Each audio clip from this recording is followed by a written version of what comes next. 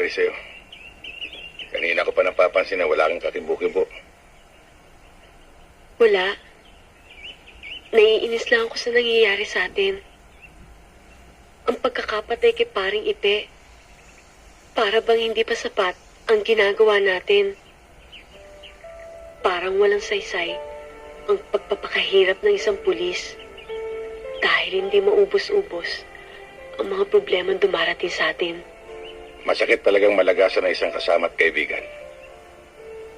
Pero hindi maiiwasan yan, Sonia. Kasama yan sa trabaho natin. May iwasan. Bakit hindi? Bakit hindi na lang kaya tayo mag-resign? Magbitiw tayo. Maghanap tayo ng ibang trabaho. O magnegosyo kaya. Pulis ka rin, Sonia. Gusto kong ikaw mismo sumagot sa tanong mong yan. Yung talagang nasa loob mo.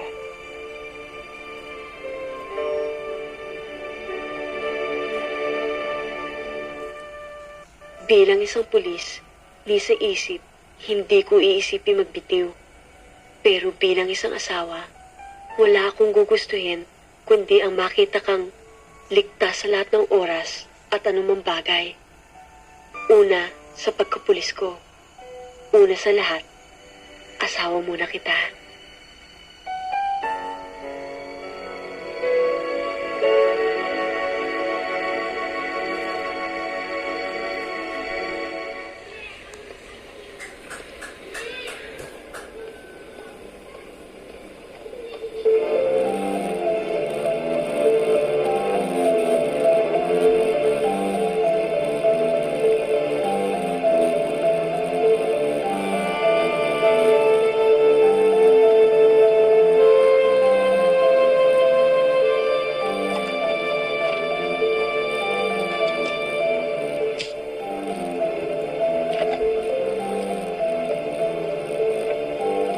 Magandang umaga sa inyo, Aling Karing.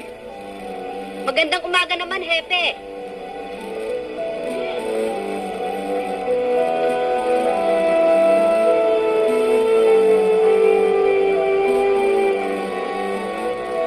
Karing. Diyan na. Diyan na, Karing.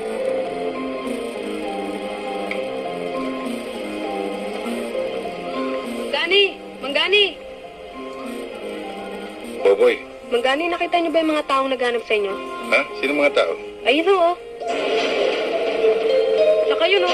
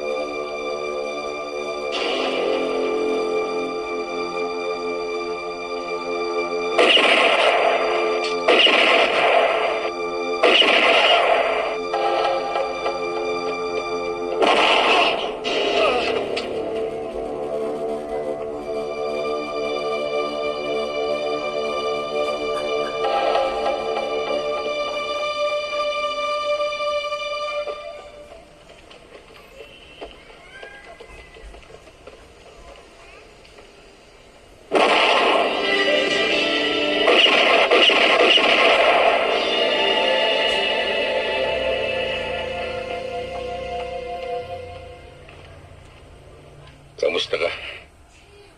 Anong pakiramdam mo? Kahapon ko pa sinabi sa'yo magaling na ako. Gusto ko na nga umuwi eh. Ewan ko ba dito sa doktor na to kung bakit ayaw pa ako pauwiin.